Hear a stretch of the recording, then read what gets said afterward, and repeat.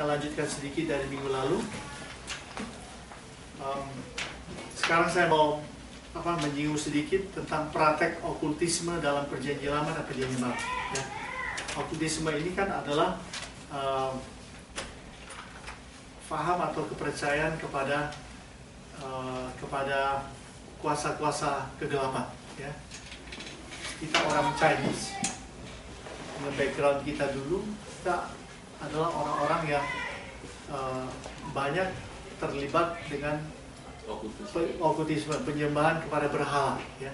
Penyembahan kepada berhala, kepada dewa-dewi, kepada patung-patung khususnya, dan lain-lain. Ya. Nah, di sini di Alkitab sebetulnya sudah menyebutkannya, walaupun memang tidak terlalu banyak, tetapi cukup jelas. Ya. Kalau kita lihat di Keluaran 20 ayat 3-5, Keluaran 20 ayat 3-5, saya bacakan aja ya, cepat ya. Keluaran 20 ayat 3-5 dia bilang begini, jangan ada padamu Allah lain di hadapanku. Allahnya kecil ya. Allah lain itu berarti Allah yang bukan Yahweh, bukan Tuhan.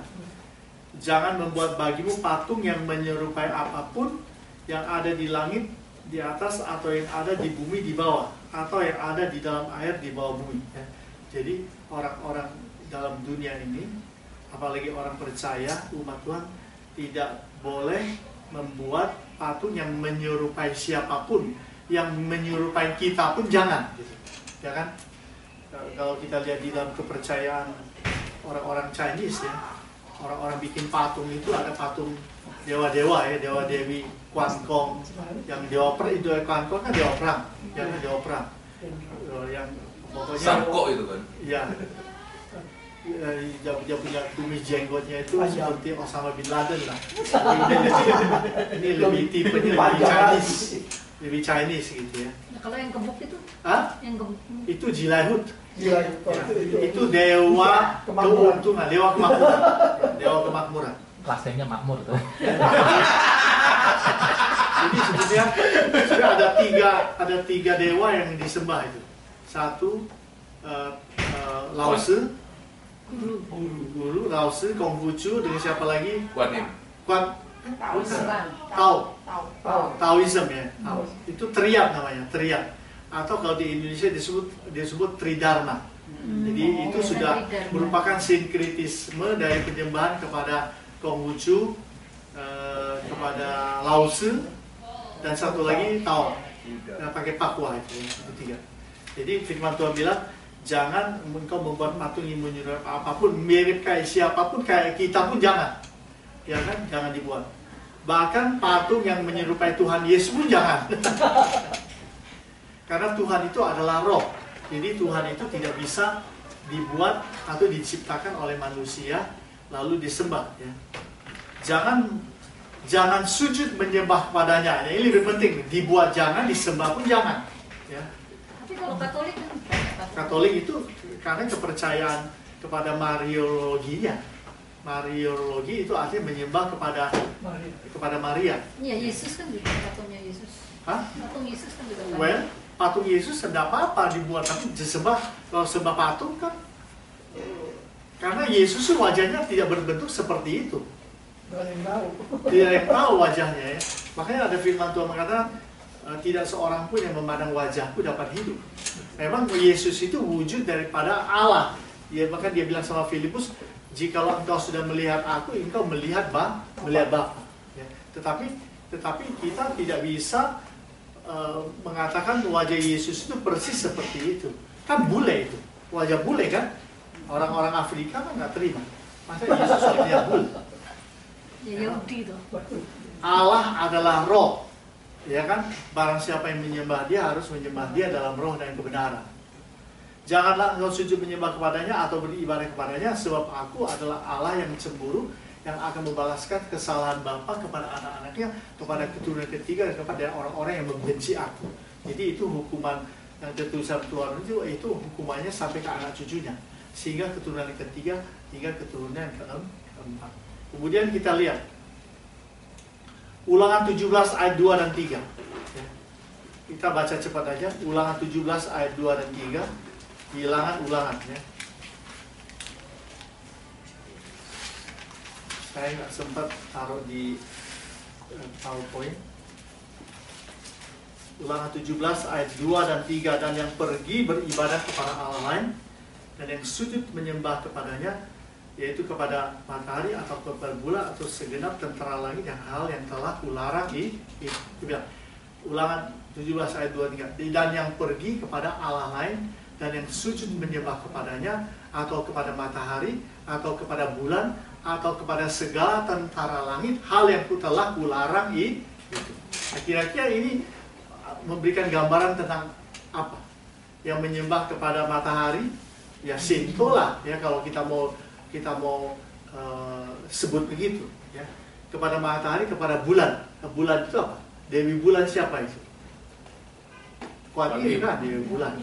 Dan kepada segala tentara lah langit. Tian, Sang Tian. Tian itu tentara langit, ya, bukan. Memang kalau seandainya di Kristen kan itu dia Tikong, Sang Ti itu Tuhan. Tapi dalam konteks orang Chinese itu Tian itu langit itu dewa-dewi yang lain, maksudnya tempatnya tinggi, berarti dia itu nomor yang paling tinggi. Kok Tikong apa? Tikong itu Tuhan yang orang Chinese. Ya, Tikong. Oke. Ulangan 18. Ulangan 18 ayat 10. Ulangan 18 ayat 10 sampai 14. Apabila engkau sudah masuk ke negeri yang diberikan Tuhan Allahmu, maka janganlah engkau berlaku sesuai dengan kekejian yang dilakukan oleh bangsa-bangsa. Ayat 10.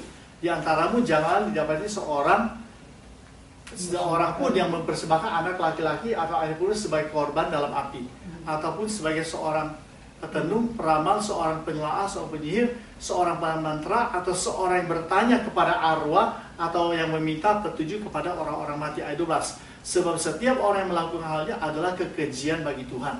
Kekejian bagi Tuhan. Abraham pernah melakukan? Apanya? Menyerahkan anak laki-laki. Enggak, itu dipersembahkan kepada Tuhan. Nah, memang budaya zaman dahulu itu begitu. Maka waktu Tuhan lakukan itu kepada Abraham, itu mengkontekstualisasikan beritanya mirip tetapi berbeda. Itu contextualization. Jadi dulu tuh orang kasih anaknya sebagai korban dalam api. Di India itu orang-orang Hindu pergi ke Sungai Gangga, itu ambil anaknya bayi itu dia lempar ke Sungai Gangga untuk kasih dewa, serahkan kepada dewa, anaknya dia taruh di Sungai Gangga. Ya kan? Jadi di sini kalau orang Tionghoa itu anaknya ditukuepang, dikasih jadi anak Kuan Yin, anak Tepekong, itu mempersembahkan anak laki-laki pun sebagai korban dalam api. Saya sudah siksa ini. Atau seorang peramal pakai pakwa, pakai Syamsi tahu? Saya tahu semua. Syamsi itu, ya kocok itu kalau saya dia mau tanya orang ini sakitnya bisa sembuh apa enggak, dia whatever. Jadi dia cabut, lalu susah cabut ada nomornya, ada nomor koin. Ya, lalu ambil kertas di bukunya itu dicocokin, wah sudah ini bisa mati. Bukan bintangnya gelap. Itu enggak kok. Ini istilahnya istilahnya bokuijin. Tidak ada harapan, bintangnya sial gitu ya. Iya, tapi kalau orang itu percaya mati anaknya.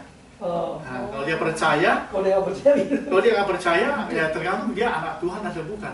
Masa kalau anak Tuhan, masa dia minta keterangan.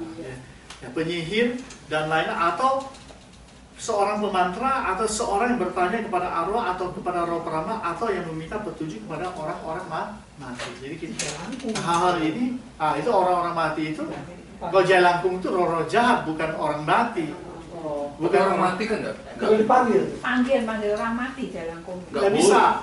Konsep Alkitab, konsep kekristenan adalah orang yang sudah meninggal dunia sudah ditaruh di Taman Firdaus. Sedangkan orang yang di luar Tuhan masuknya ke Seol, ke dunia orang mati.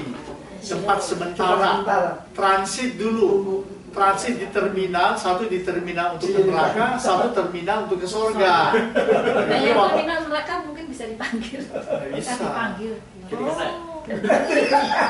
Itu roh setan. Makanya Abraham bilang, di antara kami ada sebuah jurang yang tidak terseberangi, supaya orang yang dari sini, dari Tidak bisa ke sana.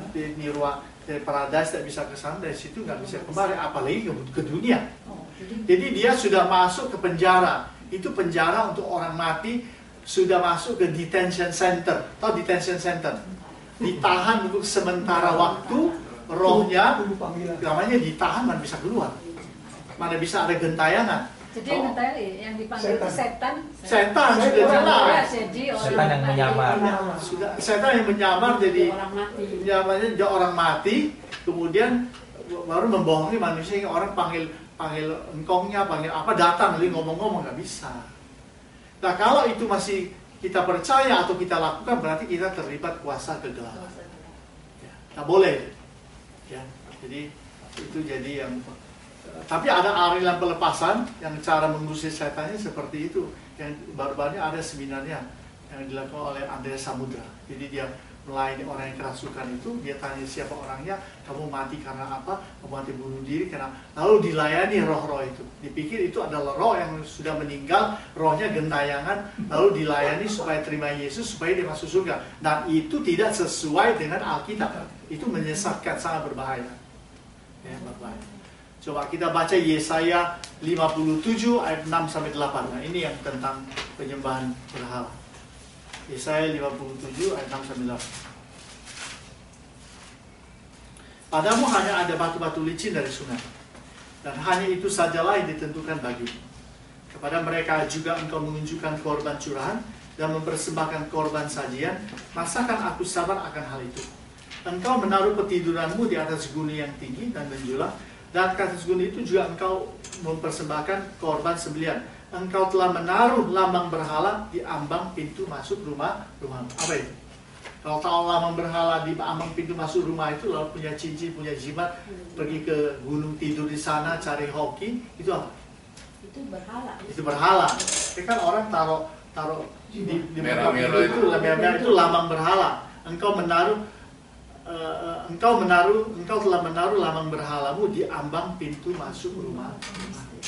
Jadi itu orang-orang dulu kan, biasa kita dulu belum bertobat, orang tua kita dan pakai gunung kawi, ya kan, taruh itu, Cuma kaca ya? Hah? Cermin. Wah, ya bakwah, cermin itu, karena setan kalau lihat lari. Tapi Pak Makmur ya, di orang Israel itu dia punya apa sih namanya, saya lupa, kayak segini loh. Itu di luarnya kayak ada gambar-gambar, di dalamnya itu ada ayat Alkitab. Nah itu biasanya orang Israel itu dia tempel di pintu dia, pintu masuk. Nah itu apakah nggak termasuk menyembah berhala? Ya tergantung bagaimana dia menggunakannya. Kan ada Alkitab ayat Ulangan 6 ayat 6-8 itu, dia bilang hendaklah engkau menggantungnya pada ambang pintu masuk rumahmu. Ya kan, itu firman Tuhan. Tempel di dahimu, tempel di sana sini, itu maksudnya. Tetapi itu harus kalau sekarang harus diartikan itu secara rohani. Taruh ada pintu masuk rumahmu itu adalah, itu masuk rumah itu mesti ada kebenaran firman Tuhan. Kalau tempel di jidat ini supaya ingat, bukan untuk supaya setan takut. Setan itu tidak takut sama ayat-ayat Alkitab. Setan itu takut dengan kuasa firman Tuhan di dalam ayat-ayat Alkitab itu. Kalau ayat-ayat Alkitab, setan itu nggak bisa nulis ayat Alkitab ditulis saja, dia nggak percaya. Di sana terkenal itu untuk turis-turis souvenir itu dijual. Ya, no problem. Itu berarti kalau budayanya di situ begitu, tapi bukan untuk Untuk nakut-nakutin. menyembah kayak berhala gitu bukan ya? Bukan. Segala sesuatu yang digunakan untuk melindungi, pakai alat ini, alat itu, lama-lama itu jadi magis. Kalau sudah jadi magis, itu berarti jadi jimat. Jadi jimat, orang menyembah kepada benda itu sudah tidak mengandalkan Tuhan lagi. Kan dia akan bergantung kepada benda itu kan. Harusnya yang ada kuasa itu Tuhan kan, bukan benda itu. Jadi orang lebih menyembah kepada yang kelihatan daripada yang tidak kelihatan. Oke? Nah, jadi seterusnya, kalau dalam Kisah Para Rasul 16 ayat 16 ini, kalau nggak salah dia ada ngomong tentang roh tenung. Ya, ada orang yang punya roh tenung, lalu diusir oleh Paulus, kemudian Habis itu dia sihirnya sudah dikalahkan, dagangannya sudah tidak laku lagi. Habis itu terjadi kerusuhan, Paulus ditangkap dan dianiaya dan seterusnya, dan seterusnya. Nah, jadi inilah sedikit berbicara tentang praktek okultisme dalam perjanjian lama. Kalau perjanjian baru itu sudah memasuki dunia modern. Dunia modern itu orang sembah dewa-dewa. Ya kalau dalam dunia Yunani itu kan dewa-dewanya juga banyak, betul nggak? Zeus lah, yang apa tuh Zena itu kan, yang ada film Zena itu semua aku sudah lihat itu adalah menyembah kepada dewa-dewi orang bangsa Yunani, dan memang banyak ya. Dan itu banyak kemudian berkembang ya. Sudah tahu sekarang banyak kayak Hindu tuh Tuhannya juga banyak. Orang Jepang Tuhannya juga banyak sekali, roh-roh arwah itu disembah banyak sekali. Sama Shinto, Gohonson tahu kan, agama Jepang dulu yang masuk ke Indonesia dari Jepang, dan banyak sekali belum kejawen, kebatinan, ya perdukunan, tepekong di Cipanas lah, tepekong di Bogor, lalu di Hayamburuk, di Glodok kan ada tempat menyembah tepekong kan, tepekong kebanyakan itu, lalu kemudian mereka di Bekasi lah, pokoknya di mana-mana. Tetapi yang di mana yang paling manjur, disitulah yang dikunjungi orang. Di sini juga banyak sekarang. Iya. Jadi yang paling manjur upaya tepekongnya di puncak itu yang paling manjur, di situ diserbu oleh orang. Padahal tepekong di situ sama dengan yang di kota sama, ya kan? Ngerti nggak? Orang itu sudah dibutakan oleh ilah zaman ini, oleh kuasa-kuasa kegelapan. Sama kayak orang Kristen. Nah, orang Kristen begitu. Dia datang ke GKIM, kalau nggak ada hadirat Tuhan, dia pergi ke gereja lain. Nah, gereja di sini kan menyembah Yesus, gereja sama menyembah Yesus. Tapi dasar karena pikirannya paradigmanya yang lama, kayak dulu dia pergi ke dukun, kan dukun sini kurang lanjut, dia pergi dukun sana kan. Tapi itu waktu rakyat itu 98 tuh kelenteng-kelenteng juga dihabisin tuh. Tapi mereka nggak sakti juga. Kelenteng-kelenteng juga dihabisin. Dirampokin juga. Iya, dirampokin juga. Terus gimana? Magicnya hilang. Iya, ya kan? Terus gimana? Oke ya, jadi ini praktek okultisme dalam perjanjian baru. Nah, orang siapa? Teruskan. Ini sudah. Siapa yang dapat mengalami demon possess? Siapa yang dapat dirasuk roh jahat? Jelas orang di luar Kristus. Orang yang terlibat dengan kuasa kegelapan atau okultisme. Kan? Orang Kristen yang belum lahir baru. Ya, kalau orang Kristen belum lahir baru, berarti dia belum menerima karya Yesus pada salib itu yang sudah mengampuni dosanya, yang menghancurkan semua kuasa-kuasa dalam dirinya. Ada juga orang percaya, orang pikir orang Kristen itu bisa dirasuk roh jahat karena memang background masa lalunya itu cukup berat, keterlibatannya dengan kuasa kegelapan itu terlalu banyak. Saya punya mahasiswa, saya punya teman aja waktu sama-sama di seminar, sudah sama-sama duduk di seminar. Lalu dulu kan dia karena orang dari Jawa Tengah, makanya di Jawa Tengah itu kan banyak kejawen, kebatinan, semua penyembah kepada kuasa-kuasa jahat. Jadi dia didoakan. Saya pernah membawa dia untuk dilayani oleh hamba Tuhan. Waktu saya masih mahasiswa, saya bawa dia ke hamba Tuhan. Waktu hamba Tuhan doakan dia kerasukan roh harimau. Pokoknya manifestasinya itu garang sekali seperti harimau gitu. Padahal dia itu adalah anak seminar. Sudah terima Tuhan? Tentu sudah terima Tuhan. Betul nggak?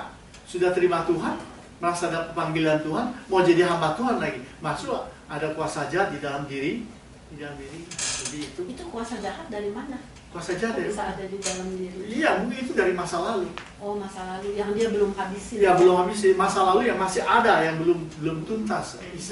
Ada istilah mengatakan belum beres. Masih ada kuasa gelap di dalam diri yang belum dilepaskan. Masih belum dilepaskan. Jadi Pak Mahfud, kalau kita sebetulnya begitu kita terima Yesus, kita udah percaya jadi orang Kristen, itu kan lahir baru. Sebetulnya kalau misalnya kita ada dari peninggalan orang tua, kan dulu orang dulu Buddha tuh suka ada tepekong ini, Iya. patung-patung itu seharusnya itu dihabisin, Habisnya dibuang. nggak boleh Nggak dipelihara boleh lagi di ya. situ. Begitu kita terima Kristus ya. Soalnya kadang-kadang itu kita nggak merasa bahwa itu membawa dampak dalam kekristenan kita. Iya, Kalau iya. kita nggak bersihkan itu semua. Betul, itu harus diserahkan pada Tuhan. Yang disebut bertobat lahir baru itu ada perubahan Harus hidup. benar-benar, Ada perubahan hidup, ada pengenalan akan Tuhan. Yakin betul bahwa Yesus adalah satu-satunya Tuhan dan Juru Selamat dunia.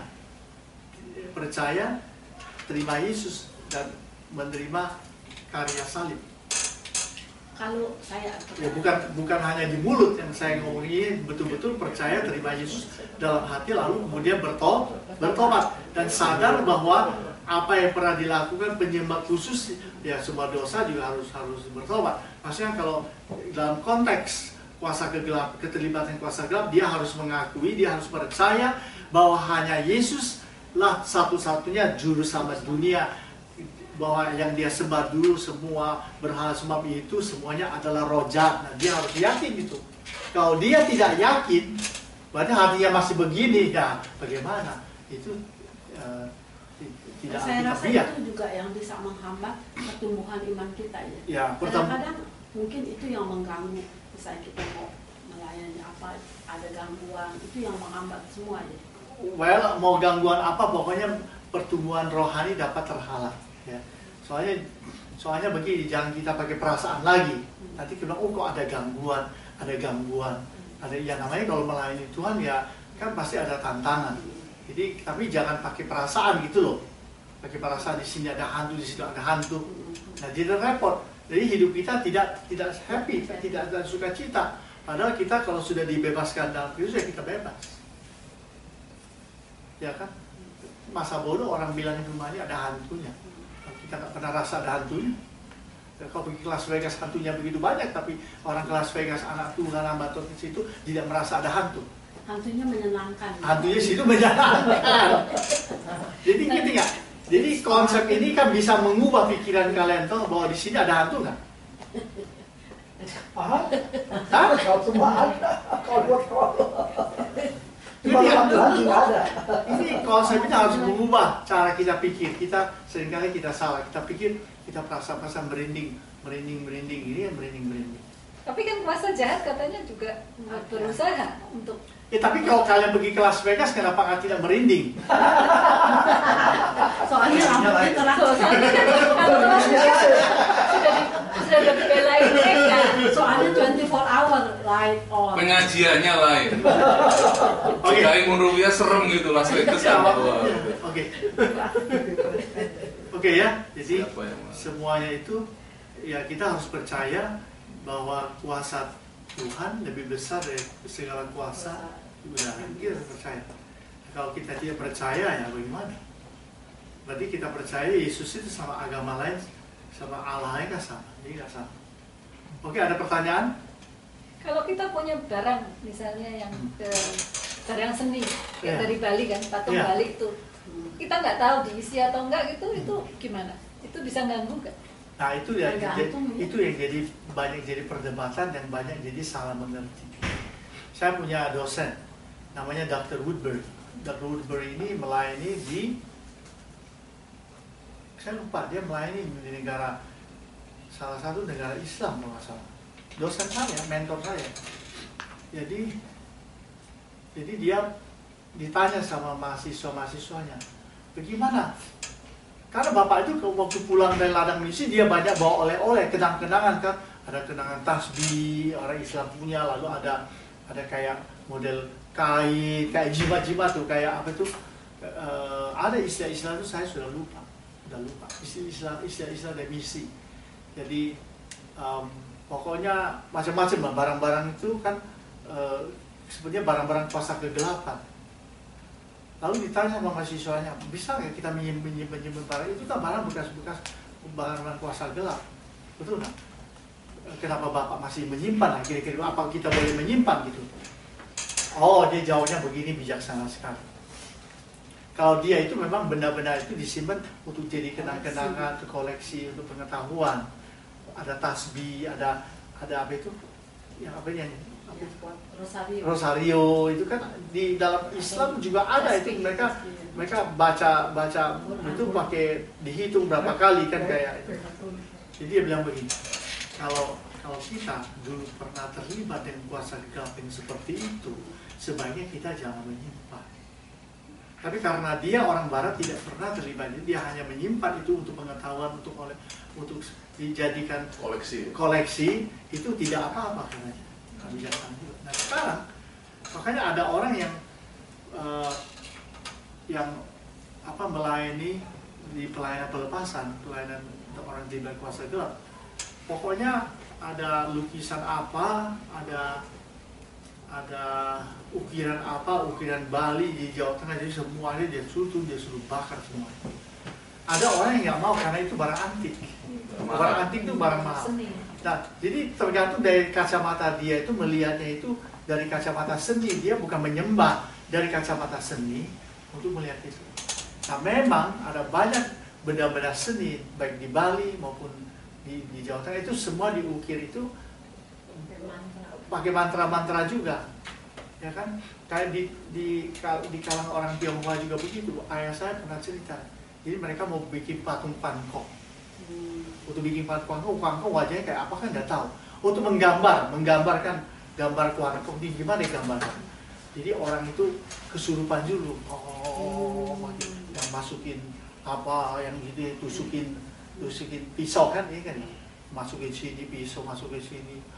Oh ini tusuk sini ke sini, lalu kemudian dia mulai gambar Pankong. Nah dia gambar itu digerakkan oleh roh jahat sehingga gambarnya bagus, wajahnya itu milik Pankong.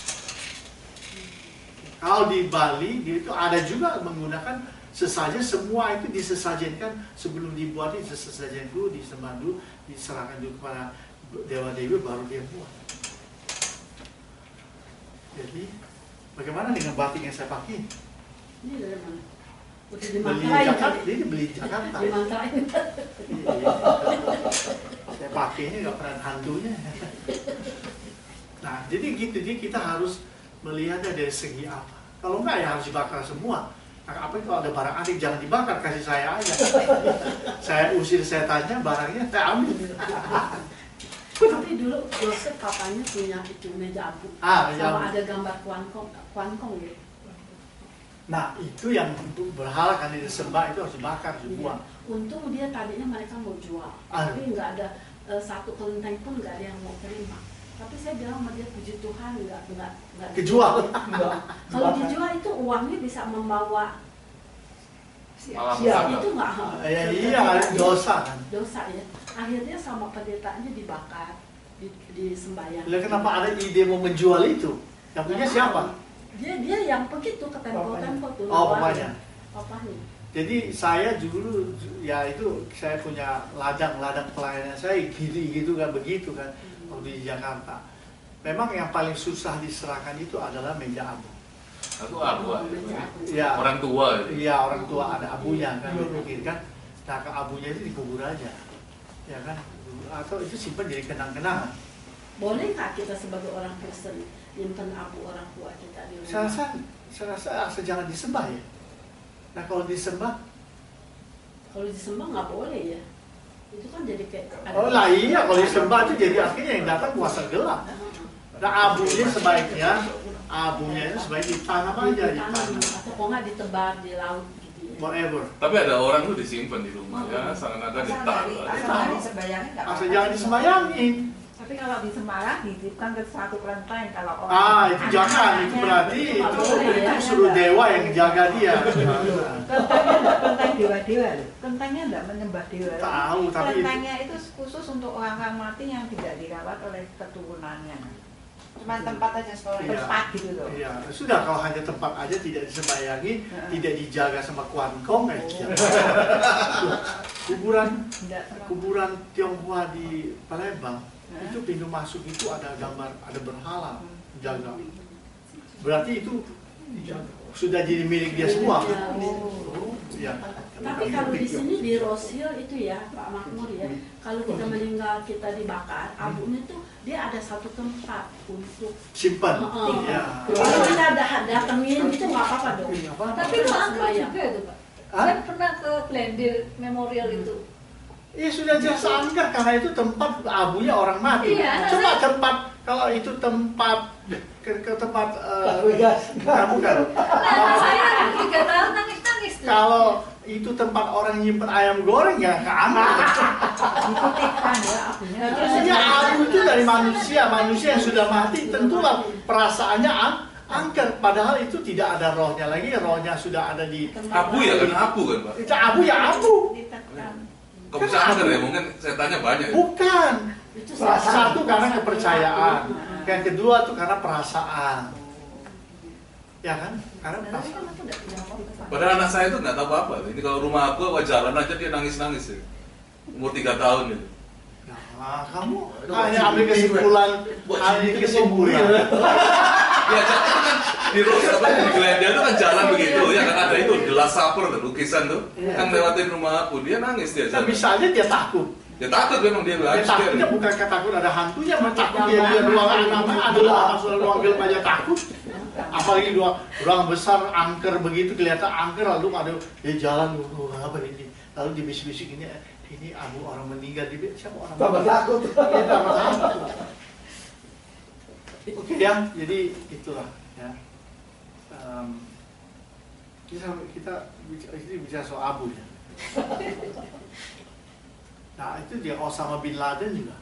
Kan itu kan dia dibakar tuh. Dibakar. Oh enggak dibakar. ditembak. Dimasukin laut. Iya, jadi dia itu diupacarakan di atas kapal perang Amerika lalu kemudian dilempar ke laut sama orang-orang Navy. Keluarganya bisa marah. Marah abu gimana? Mungkin keluarganya juga ada yang datang juga. Tapi ini teroris. Nggak apa-apa katanya kalau bikin. Mayatnya teroris itu nggak ada orang berani datang. Kalau datang malah ditangkap, malah disalahin. Begitu sudah datang. Tahu nggak kenapa dibuang ke laut? Supaya kalau ditaruh Supaya di nggak ada yang itu minta. dikasih sama Disembah. kan disembah dibuat shrine atau Kayak shrine Soekarno. Iya. tempat penyembahan. Nah itu nanti makin membuat orang jadi makin sesat dan makin merasa Ada itu kekuatan. ada kekuatannya lain. Kalau di Indonesia itu kan sebelum pilihan presiden aja sudah pergi ke makam Bung Karno untuk ramai gitu supaya dapat kekuatan. Nah, well itu mereka punya hak kan itu kepercayaan mereka. Tapi di dalam pandangan Kristen itu tidak sesuai dengan Alkitab. Ya, itu sudah budaya dan sudah mendunia, ya kan? Sudah mendunia. Oke ya, kita teruskan. Kita masuk ke kasus pemuda yang dilepaskan dari Legion. Pernah baca ini kan? Pernah. Kita lewatkan saja. Ini salah satu case ya, salah satu case. Lalu mendaratlah Yesus dan murid-muridnya di tanah orang Gerasa yang terletak di seberang Galilea. Setelah Yesus naik ke darat, datanglah seorang laki-laki dari kota itu menemui dia. Orang itu dirasuki oleh setan-setan dan sudah lama ia tidak berpakaian dan tidak tinggal dalam rumah tetapi dalam perkuburan. Oh, jadi Yesus itu begitu turun di seberang Galilea itu langsung disambut. Ini bukan disambut pembesar ini, bukan disambut, tapi disambut oleh seorang yang sudah lama. Ini dia bilang sudah lama dirasuk oleh setan-setan, tidak berpakaian, tidak tinggal dalam rumah, tetapi tinggal di perkuburan. Jadi dia itu datang itu bukan dengan memberi kehormatan, tapi datang itu menemui Yesus. Jadi Yesus itu datang aja ditemui oleh kuasa-kuasa ini, demikian apalagi saudara dan saya. Takut? Di kuburan. Nah, siapa pemuda di Gadara? Pemuda di Gadara ini adalah seorang yang belum mengenal Yesus. Gadara adalah daerah orang-orang yang tidak mengenal Tuhan. Karena di daerah tersebut ada kuburan orang Romawi yang berlokasi di lembah yang disebut kuburan itu dinamakan lembah Es-Samra, di mana Rojan itu berada. Jadi dia kan tinggalnya di perkuburan. Daerah situ ada perkuburan orang-orang Romawi, ya, agak turun ke bawah kan. Jadi waktu waktu Legion diperintahkan masuk ke babi-babi terjun ke daerah perkuburan itu, dia masuk ke sana. Karena itu daerah di mana Rojan itu suka tinggal. Ya kan? Nah, memang memang kita harus akui orang selalu berpandangan bahwa di kuburan itu banyak roh-roh kan. Ya. Saya pun percaya bahwa di kuburan ada roh-roh, tapi roh-roh jahat, bukan roh arwah-arwah yang orang sudah meninggal sudah tidak ada lagi. Kalau arwah roh-roh jahat itu ada karena kepercayaan rakyat. Karena kepercayaan rakyat dan roh-roh itu ada di situ supaya orang percaya, kan begitu kan? Mendukung kepercayaan. Nah, jadi Gerasa itu ada dekat sungai Yabok itu ya, river Yabok itu, ya, Gadara itu, ya. Katanya itu berbatasan antara Tirus dan Sidon, sudah kita tuliskan. Ya. Tanda-tanda orang yang diikat roh jahat dalam konteks pemuda di Gadara, ya, dalam konteks pemuda di Gadara. Pertama, juga datang kepada Yesus. Betul nggak? Waktu Yesus turun di Gadara itu dia datang menjumpai Yesus ya. Ya. Dia datang menjumpai Yesus, datang kepada Yesus tetapi tidak mau takut. Ini roh jahat. Jangan saudara pikir hanya saudara aja yang datang kepada Yesus, roh jahat juga mau datang. Tapi beda saudara dengan roh jahat adalah roh jahat itu kalau datang dia tidak mau taat. Dia takut. Sedangkan kita orang yang mau taat. Yang kedua, melanggar etika dan budaya.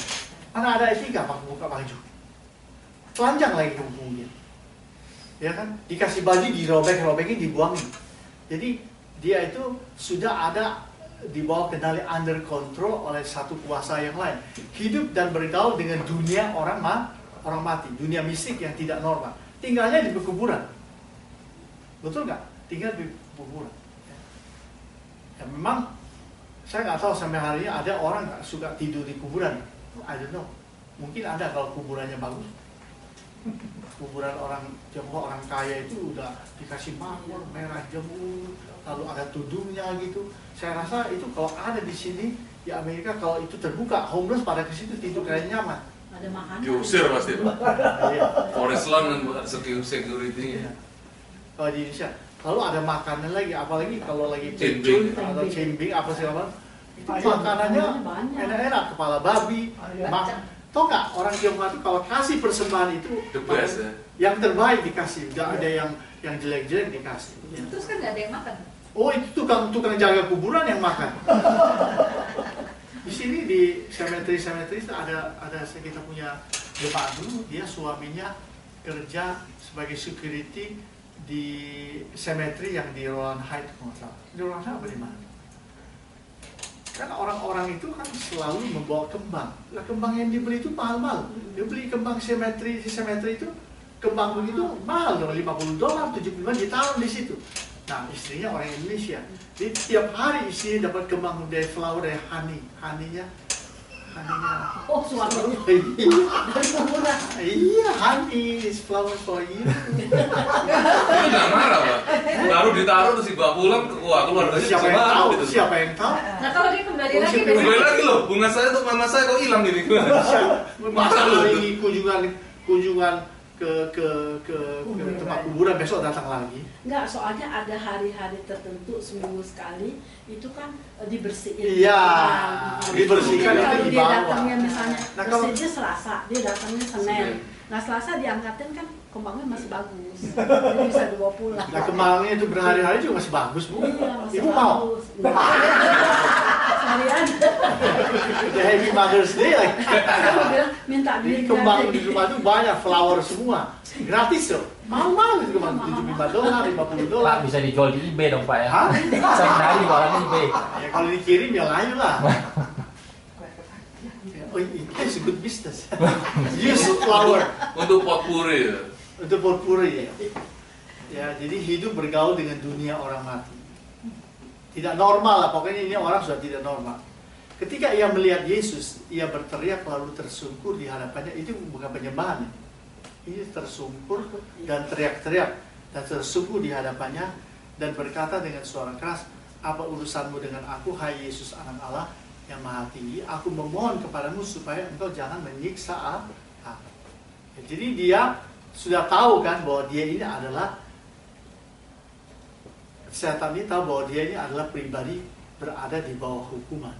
Kalau bertemu dengan Yesus itu merasa tersiksa. bukan damai tapi tersiksa karena dia berhadapan dengan Tuhan yang kemudian yang akan menghukum dia. Datang kepada Yesus tetapi tidak mau taat kecuali dengan hukuman yang selalu merasa tersiksa. Betul? Pernah nggak? Kalau sudah ke gereja merasa tersiksa? Pernah sih dulu. Hah? Dulu iya. Zamannya Pak Pipik. Ayo, mereka tersiksa. Ada lagi kalau firman Tuhan disampaikan, saya merasa tersiksa. Firman Tuhan itu adalah kebenaran yang membawa kita kepada kehidupan.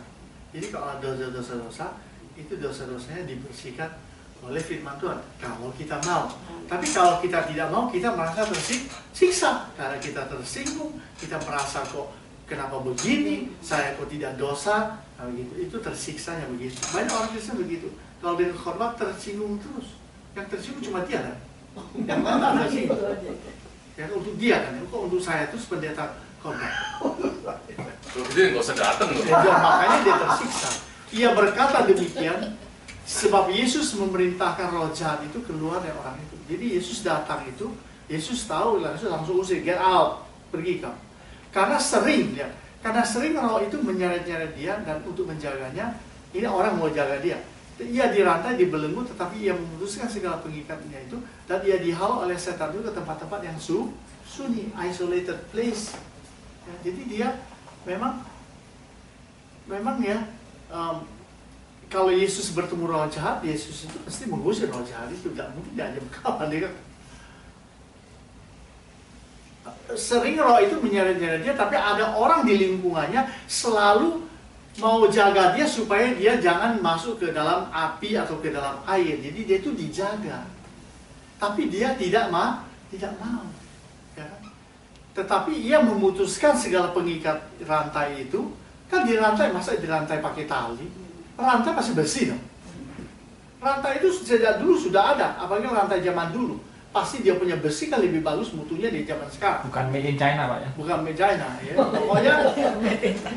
Pokoknya yang namanya rantai entah itu bikin made in China, made in US, tapi itu besi kan? Nah, sudah desi titik. Nah, besi gimana diputus? Tetapi ia memutuskan segala pengikat itu. Ini yang disebut segala pengikat itu yang diikat pakai alat pengikat itu banyak, bukan hanya satu. Tapi dia memutuskannya dan ia dihalau oleh setan-setan ke tempat-tempat yang dipimpin setan itu ke tempat yang sunyi, kepada isolated place, ya, menyendiri. Ya, kalau zaman sekarang dipimpin oleh roh jahat kepada kebinasaan. Dia tidak terkendali, out of control, mudah terseret oleh dosa-dosanya. Dia selalu memisahkan diri dari perkumpulan dan persekutuan. Maka jangan menjauhkan diri dari persekutuan. Ya kan? Kalau domba-domba kan begitu. Kalau domba-domba itu rame-rame begitu, kemudian ada serigala datang, harimau datang, dia nggak berani terkam rombongan domba itu. Dia dikejarnya, dipermainkannya, diputar-putar. Akhirnya domba itu lari dari kelompok itu, baru dia terkam. Nah, orang Kristen itu begitu, kalau dia bersatu, setan itu tidak bisa merusak. Tapi setan itu dia berusaha merebut satu, berusaha dia takut-takutin, berusaha dia intimidasi, dia mempersuit, membujuk sampai domba itu keluar. Kalau domba itu ada dia dibawa ke tempat yang terpisah, ya kan? Makanya sebabnya persekutuan domba-domba tubuh Kristus itu memang sangat penting sekali. Jadi jangan menjauhkan dari persekutuan. Yesus bertanya kepadanya, siapa namamu? Jawabnya adalah Legion, karena ia kerasukan banyak setan. Jadi Yesus ingin tahu identitas kuasa jahat ini siapa. Walaupun Yesus sendiri sudah tahu siapa di dalamnya. Tapi dia ingin sebetulnya mensadarkan pemuda di Gadara ini untuk menanyakan sebenarnya kamu itu siapa. Untuk mengembalikan dia kepada identitinya semula. Sekarang ini kan ada identitas yang lain. Betul lah, bukan pemuda itu kan. Legion artinya jumlahnya banyak. Setiap manusia memiliki kapasitas yang begitu besar dan luas dalam dirinya untuk dikuasai oleh roh jahat. It doesn't matter dia gemuk atau dia kurus. Di dalam dirinya ada tempat yang luas di mana roh jahat itu bisa bersalah. Betul. Jadi baik dengan satu orang saja manusia dapat melakukan kejahatan yang besar, merusak sesama, lingkungan, bahkan merusak dunia. Dengan keahliannya manusia yang dikuasai oleh raja dapat memusnahkan dunia. Contoh Hitler, Osama bin Laden. Hanya satu orang otaknya, WTC itu yang mati berapa ribu orang? 4.000 orang. Hanya oleh otak satu orang. Berarti kapasitas di dalam dirinya itu, kuasa roh jahatnya itu jumlahnya, kualitasnya besar. Artinya Hitler juga begitu, satu orang bunuh 6 juta orang Yahudi. Betul nggak? Jadi kapasitas dalam diri dia itu, kapasitas roh jahat yang menguasai itu besar walaupun dia kurus-kurus, kering, ya kan? Memiliki kepribadian ganda atau banyak kepribadian yang bukan kepribadian. Betul kan? Legion tadi, ya kan? Pemuda digadarkan. Lalu setan-setan itu memohon kepadanya, kepada Yesus, supaya ia jangan memerintahkan mereka masuk ke dalam jurang. Ada jurang di situ. Sebenarnya jurang itu langsung ke Hades, jurang maut. Ya kan? Jurang maut itu langsung penghukuman. Kalau setan kan langsung masuk penghukuman, neraka. Adalah sejumlah besar babi sedang mencari makan di lereng gunung. Lalu setan-setan itu meminta kepada Yesus supaya ia memperkenankan mereka memasuki babi-babi itu. Tapi Yesus mengabulkan permintaan mereka. Nah, setan-setan ini tahu bahwa di mana dia itu akan pergi nanti. Dia sudah tahu tempatnya. Setan itu tahu tempatnya bukan di sorga, karena dia itu adalah malaikat jatuh yang diusir keluar dari sorga. Jadi dia tidak boleh masuk lagi ke sana. Betul. Nah, setan itu minta kepada Yesus supaya dia jangan dikeluarkan, yang dimasuk ke jurang maut, tapi masuk ke babi-babi itu. Tapi Yesus mengabulkan permintaan mereka. Rupanya setan itu permintaannya juga dikabulkan oleh Tuhan. Betul kan? Tapi permintaan dikabulkan itu, permintaannya itu memasuki babi-babi, bukan hal yang bagus. Ya kan? Tapi itulah menjadi bagian daripada roh jahat. Terus bisa berdoa memohon kepada Yesus, tetapi untuk keinginan dosa-dosanya yang membawa kerugian orang lain dan kepada kebinasaan. Betul kan? Banyak orang Kristen seperti itu, memohon kepada Yesus, berdoa kepada Yesus, tetapi untuk memenuhi keinginan hawa nafsu dosa-dosanya dan dia bisa membawa kerugian kepada tapi Yesus tidak menjawab. Tapi iblis ini dijawab karena dia itu masuk langsung ke jurang maut. Tapi kalau dia minta, boleh nggak Tuhan Yesus saya masukin kepada rombongan orang di kampung itu, Tuhan Yesus nggak kasih. Tapi kalau kepada babi-babi itu Tuhan Yesus kasih. Karena babi-babi itu tidak ada harganya di hadapan Tuhan. Materi kan tidak ada harganya. Betul nggak? Dia tidak suruh masuk, tidak diizinkan masuk ke manusia-manusia di orang Gerasa itu tadi kan. Pak Makmur, tapi kan itu kan akhirnya bikin rugi yang punya babi itu, Pak. Hah? Bosnya yang babi itu kan rugi jadinya, Pak. Kan pada mati itu babinya. Well, kalau melihat dari sisi seperti melihatnya secara ekonomi. Jadi Bapak jadi Menteri Keuangan aja. Tapi Yesus tidak melihat dari segi ya, Yesus tidak melihat dari segi kerugian ekonomi, tapi dia melihat berharganya jiwa pemuda di Gadara ini. Sangat berharga. Lalu keluarlah setan-setan itu dari orang itu dan memasuki babi-babi itu. Kawanan babi itu terjun dari tepi jurang ke dalam danau lalu mati lemas. Setelah penjaga-penjaga babi itu melihat apa yang telah terjadi, mereka lari lalu menceritakan hal itu di kota dan di kampung-kampung di sekitar. Jadi gemparlah karena apa yang dilakukan oleh Yesus. Dan lebih gempar lagi karena pemuda ini seumur-umurnya tidak ada orang bisa handle. Hanya Yesus yang bisa handle dia. Ya kan? Jadi memang ini termasuk case yang berat. Case-nya ini adalah roh jahat itu membuat seseorang itu jatuh dalam dosa yang sangat berat sekali. Ya kan? Membuat orang di sekitarnya menjadi takut dan menjauhi Yesus. Ini dampak dari pelayanan Yesus. Ya. Memang dampak pelayanan kita tidak selalu disukai oleh orang. Ada banyak orang yang tidak suka dengan kita punya pelayanan. Walaupun pelayanan kita itu boleh bilang baik. Alkitabiah, tidak semua orang senang dengan pelayanan kita. Itu sudah saya alami dalam hidup pelayanan saya bertahun-tahun. Tidak semua pelayanan kita itu disukai oleh orang. Ngerti nggak? Apalagi kalau orang itu tidak mau bertobat, dia paling tidak suka kita punya pelayanan karena kita menyuruh dia bertobat. Tapi kalau kita mengatakan kamu orang baik, kamu orang bagus, kamu orang rajin ke gereja, dosanya tidak dijamin, itu orang ini disukai.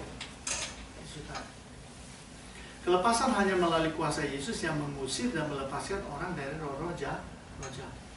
Nah, kalau orang itu dirasuk oleh satu setan, setannya satu itu diusir oleh Yesus, kemungkinan banyak orang tidak percaya.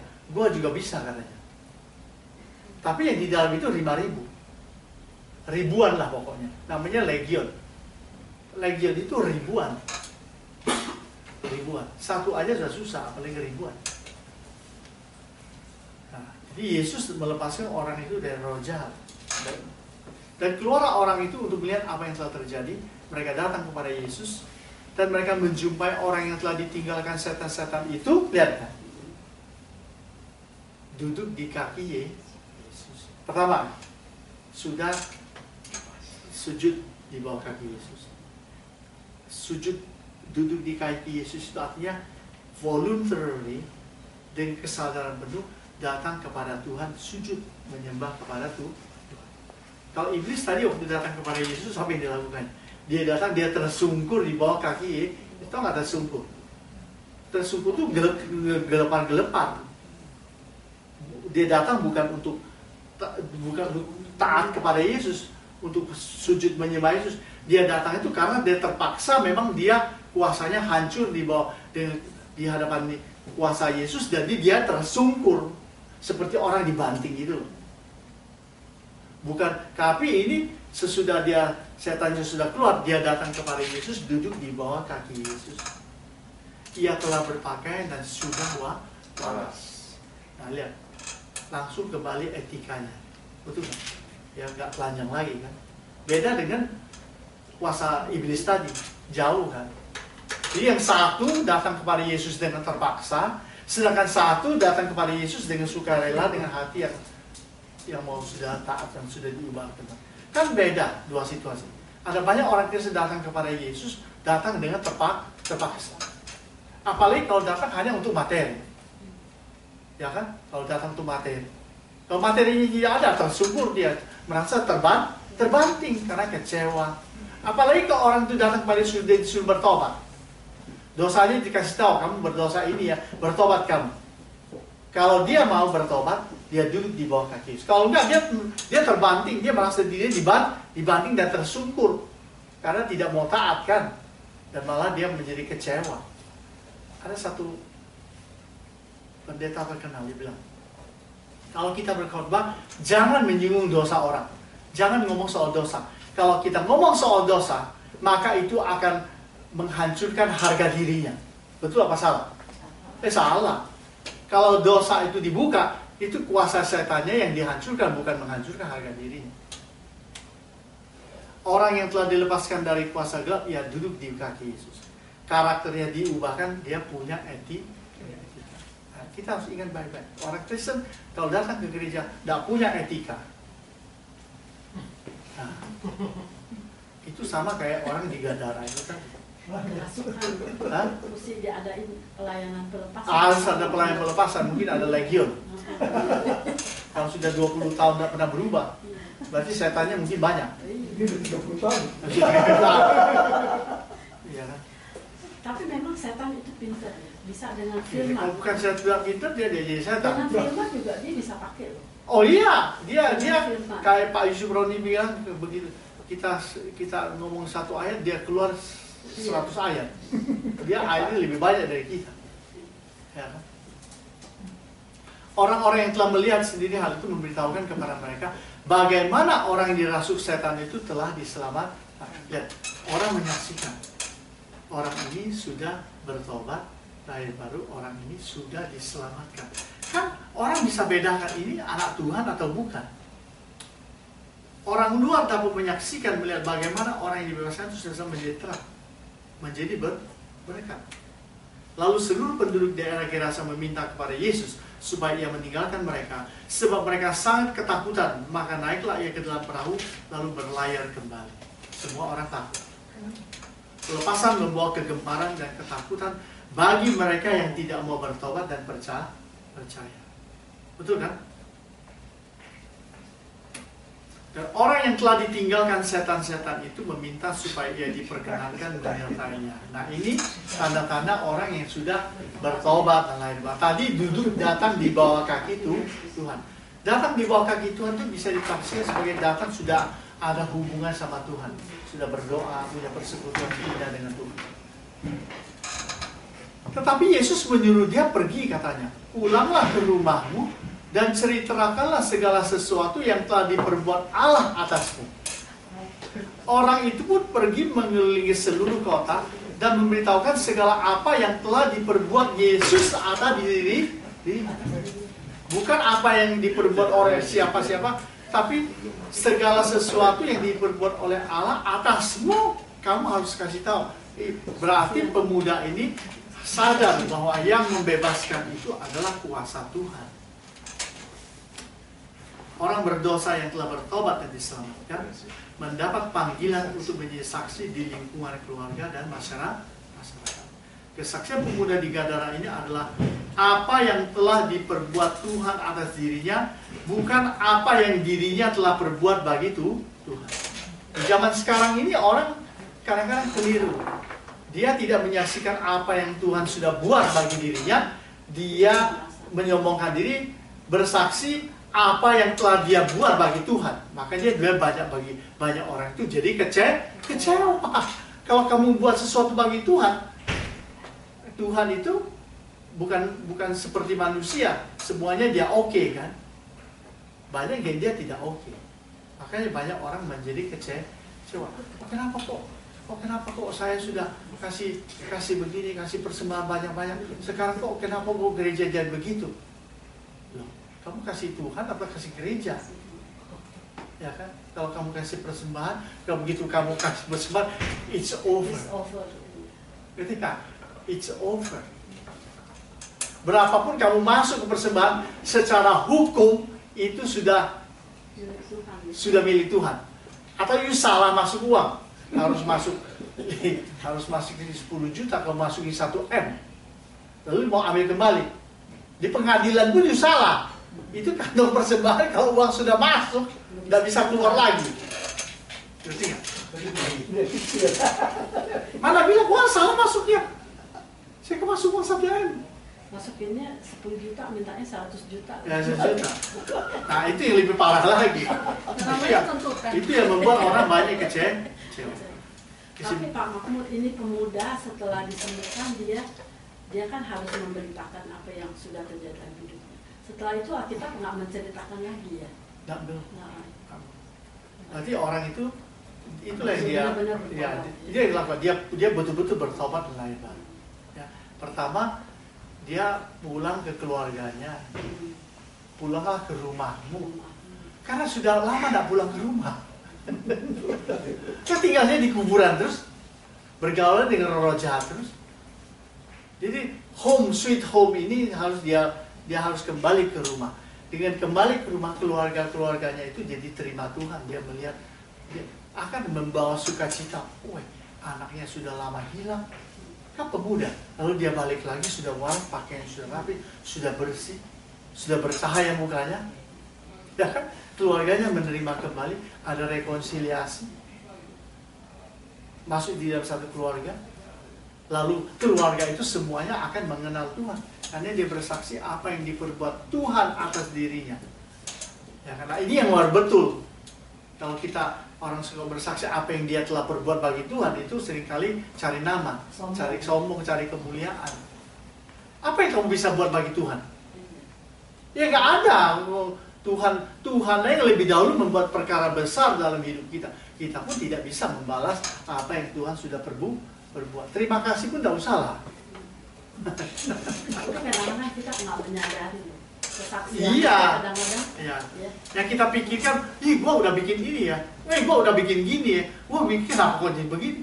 Gua sudah capek-capek ya. Gua sudah gitu. Kalau sudah begitu, itu biasanya lahirlah konflik. Ya, konflik. Karena kan ingin pengakuan, ingin orang diakui, ingin diterima kasih.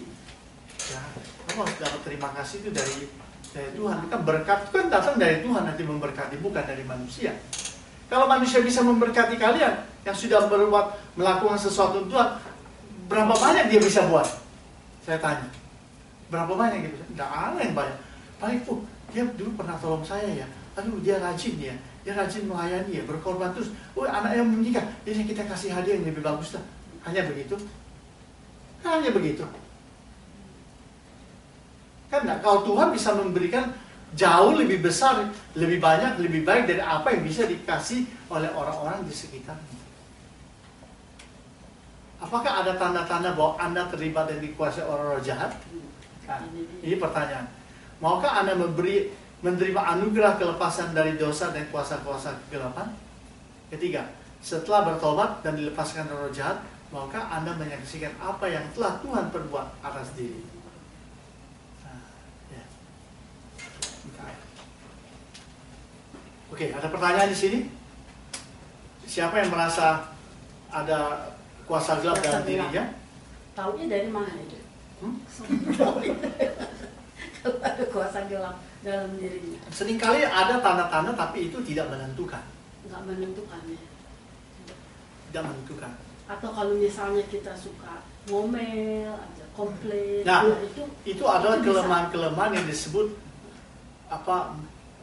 hidup manusia lama. Karena itu Efesus bilang, karena itu matikanlah dalam dirimu manusia lama. Kita punya manusia lama itu.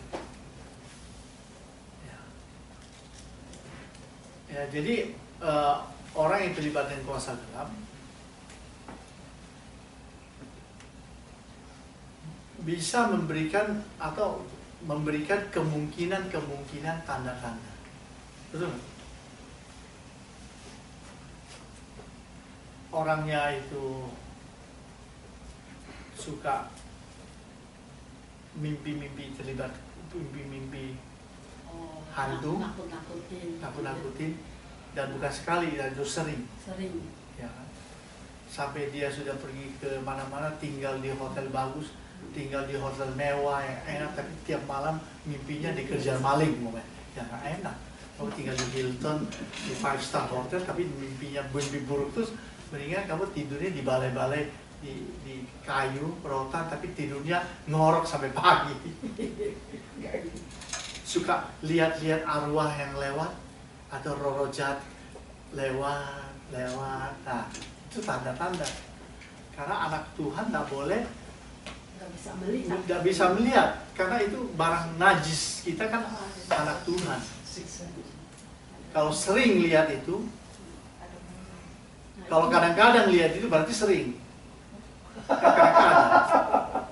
Kadang-kadang kan berarti ada konsistensinya. Kadang-kadang enggak, kadang-kadang iya. Coba, kadang-kadang saya sakit mah, cuma kadang-kadang. Tapi kalau kadang-kadang kan lebih dari sekali. Kadang-kadang tidak, kadang-kadang iya. Kadang-kadang saya lapar, kadang-kadang saya kenyang. Kalau sudah makan saya kenyang, kalau tidak makan saya lapar. Kadang-kadang. Jadi itu kuantitinya ada. Tapi kalau mengimpikan orang yang sudah meninggal itu apakah dosa? Mimpi orang sudah meninggal ya kak, dosa. Ibu kan nggak mau mimpi itu, mimpi kan datang sendiri. Tapi kalau mimpinya itu orang meninggal, orang tua apa sudah datang, sekali-sekali oke lah. Tapi kalau sering-sering, berarti dia rindu kali ya begitu. Kita yang rindu. Hah? Kita yang rindu. Oh bisa juga. Kita yang rindu, Mas. Bisa juga istri saya itu orang tuanya kan meninggal dan dekat sekali dengan orang tuanya. Nah itu kadang-kadang masih suka mimpi. Tapi mimpinya juga ngaco-ngaco, ya kan? Bukan mimpi yang rasional ya. Terus apa lagi? Kalau kita masih pakai nyimpen di rumah, nah, ada kuasa gelap masih kita simpen, dari Indonesia mau ke Amerika. Itu ada saudara kita, orang tua kita. Ini pakai taruh di kantong untuk supaya kamu di sana pengan, supaya dapat hoki. Itu salah satu. Itu mesti dibuang nih.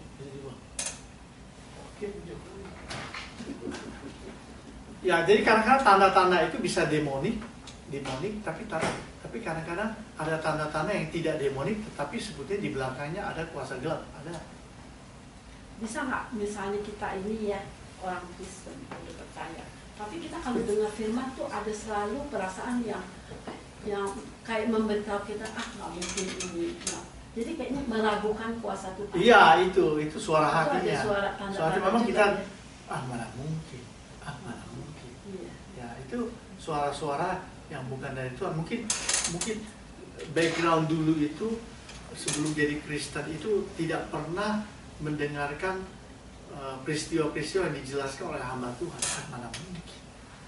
Mana mungkin. Ya kan? Apalagi banyak orang yang sudah mengalami banyak kekecewaan, dia selalu mengatakan mungkin. Ya mungkin saya juga sudah alami itu, tapi nggak ada. Nah, itu juga bisa. Trauma-trauma yang terjadi.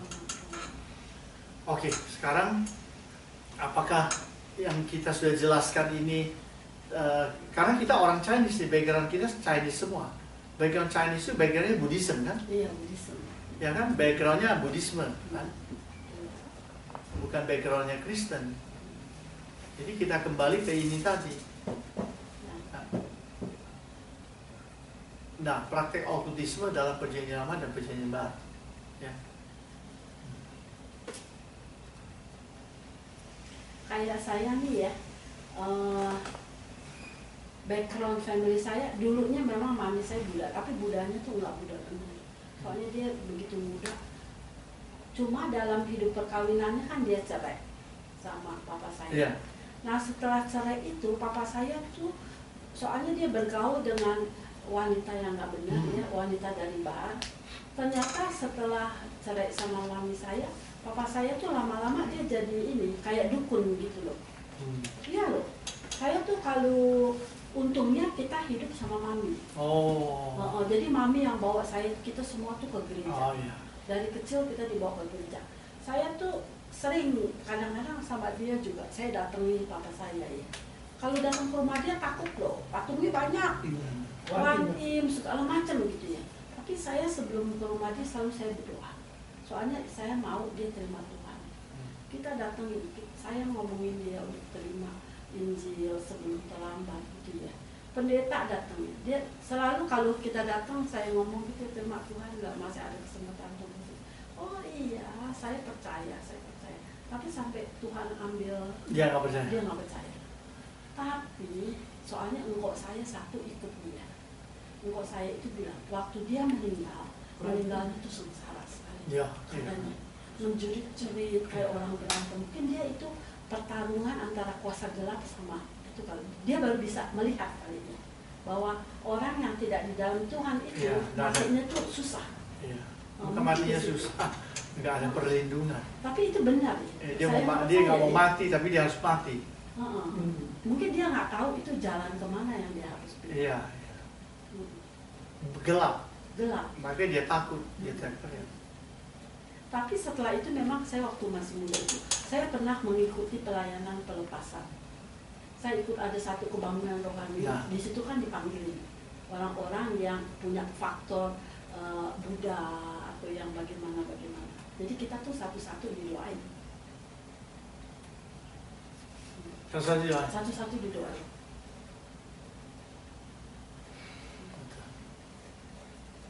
Kadang-kadang saya mengucap syukur ya. Mengucap syukur untuk itu semua yang kita nggak menyadari bahwa itu akan membawa. Sebetulnya kalau kita nggak melepaskan kuasa-kuasa gelap kayak gitu, itu kalau nggak tahu ya, ada di firman Tuhan juga ya, bahwa itu akan jatuh ke keturunannya. Ya tadi itu apa di Keluaran 20 itu. Oh iya, di Keluaran 20 ya. Ya tentulah kalau keturunan ya orang yang membenci Tuhan. Tapi kalau keturunan tidak membenci Tuhan, keturunan anak Tuhan ya tidaklah. Ya, karena kita kan orang tua kita, nenek moyang kita kalau dari Tiongkok semuanya pasti penyembah berhala semua. Ke dukun lah, ke Gunung Kawi, ke dukun kemana pergi. Kita juga ikut dulu. Tapi kalau kita sudah dalam Tuhan, ya masa kita masih kena ada Yesus yang sudah menebus dosa kita.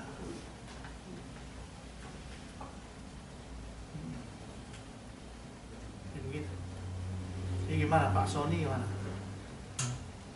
Masih merasa? Merasa puasa gelap. Ya, jadi ini sebetulnya untuk menanggulangi cara kita berpikir itu cara berpikirnya mesti dulu. Lalu kita percaya. Apalagi kalau kita punya persekutuan dengan Tuhan, kita berdoa. Berdoanya. Saya aman. Kenapa?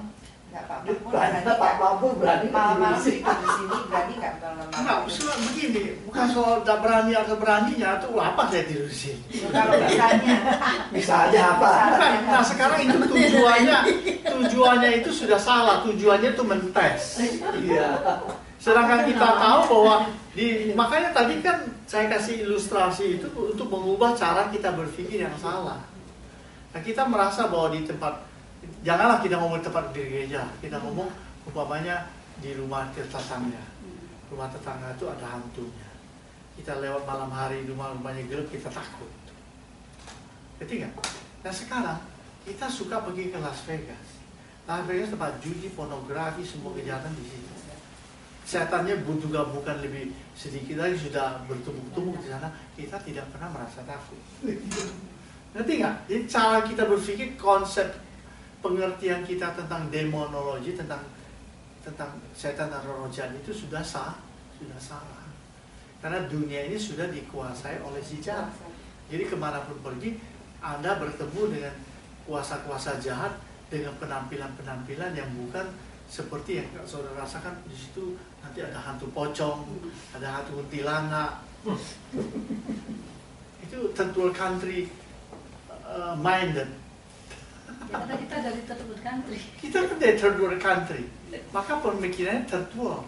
Ya sebetulnya istilah itu yang istilah orang Barat kasih sama kita itu sebenarnya sebuah penghinaan. Itu ke third class society, masyarakat kelas kambing, kelas 3. Maka dia bilang tuh third world country, bukan second world country, third world country, kelas 3, kelas ekonomi banget kan. Kelas 2 kan masih bagus, ini kelas 3. Jadi konsep pemikiran third world country ini yang mesti dirubah. Walaupun memang kadang-kadang juga ada kebenarannya. Betul nggak? Ada kebenarannya. Karena tidak semua orang demon possess itu psychological. Itu ada demonic. Ya kan? Demonic. Kalau di dunia ketiga itu kebanyakan harusnya itu secara demonic, bukan psikologi. Kalau orang Barat lihat itu gejala psikologi. Seperti Daud. Kalau Anda pernah baca nggak buku Introduction to Psychology? Ada buku, tapi pengarangnya memang banyak.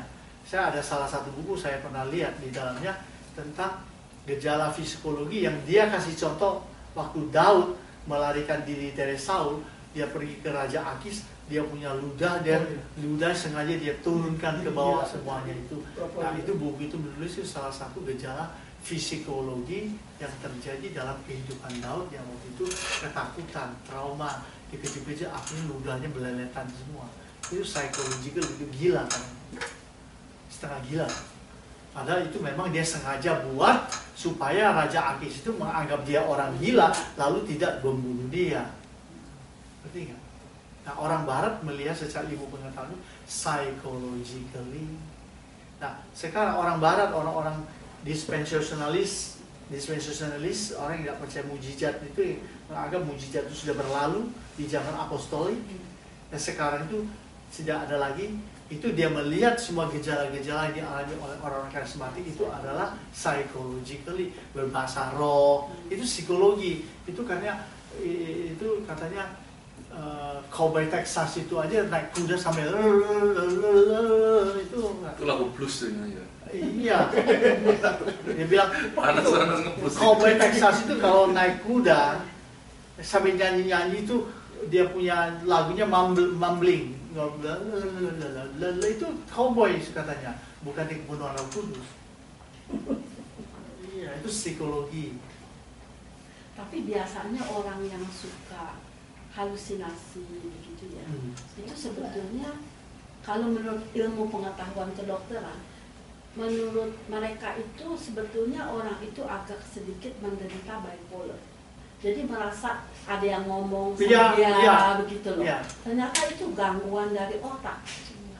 Sebetulnya itu setiap orang Gangguan dari otak waktu orang itu sedang sakit, ada yang sedang halusinasi, stres, stres, kadang-kadang apa tuh rasa ketakutan, lari sini lari kayaknya sana. diuber-uber. Iya, itu anak saya seperti itu.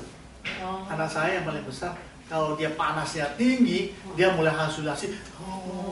Saya pelukin dia. Saya pelukin dia, nggak apa-apa, dalam nama Yesus. Karena panas itu karena sudah Jadi sampai di ke luar otak. normal nih. Iya, sehingga otak itu jadi pikiran jadi kacau. Dia kacau tuh dia lihat ini, dia ketakutan. Padahal tuh, itu yang disebut sakit dan itu psychologically, bukan halusinasi, bukan fakta. Bukannya fakta. Jadi dia kayaknya dengar orang ngomong Iya. atau bagaimana. Jadi dia ketakutan. Jadi dia Padahal dia anak Tuhan. Jadi itu bukan benar halusinasi. Jadi saya tahu kalau dia sudah sakit, kalau dia demamnya sudah tinggi, saya sudah jaga-jaga. Malam hari tiba-tiba, tahu dia keluar, dia lari, dedi begitu. Ya saya pelukin aja, saya doakan. Atau bawa ke kamar mandi, dikasih air dingin langsung dia bangun. Dia itu kan lagi nggak sadar. Gitu. Jadi ya, itu bukan, itu halusinasi, menghayal yang dana. Oke, ada pertanyaan? Ada yang merasa terlibat kuasa kegelapan? Saya doakan sekarang. Ngomong ada Pak Makmur. Iya.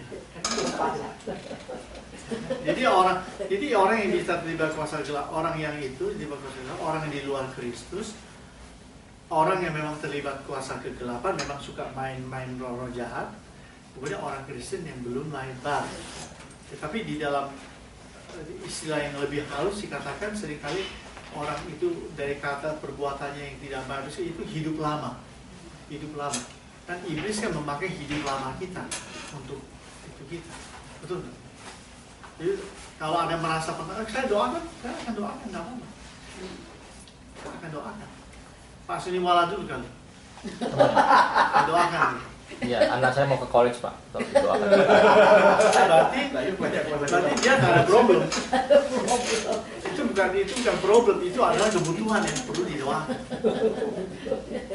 Tapi kalau kamu merasa dirimu ada penghalang, rasanya ada tidak beres, nah kita bisa doakan. Kita cari tahu dari dalam doa apakah itu Namanya siapa tanya? Pak, Oke. langsung aja diajak ke kamar mandi cewek. Iya, tapi itu benar nggak sih TKP. Ibu Sarah ya? Dulu kita suka panggil pendeta perempuan. Saya matikan ya sudah ya. Iya. Oh, udah. Oke. Kita di